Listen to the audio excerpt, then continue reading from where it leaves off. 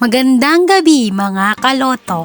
Narito na ang resulta ng ating 2D Lotto at 3D Lotto ngayong December 15, 2023. Isang paalala, ang channel na ito ay hindi affiliate ng PCSO.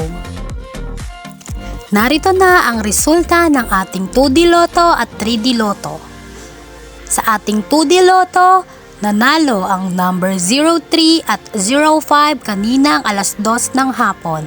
At kaninang 5 PM naman nanalo ang number 31 at number 20.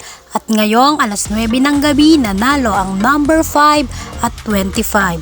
Sa ating 3D Lotto naman, nanalo ang 2, 4, 7 kaninang alas 2. At ngayong alas 5 ng hapon nanalo naman ang number 1, 8, 0. At ngayong alas 9 ng gabi nanalo ang 7, 2, 6 na mga numero.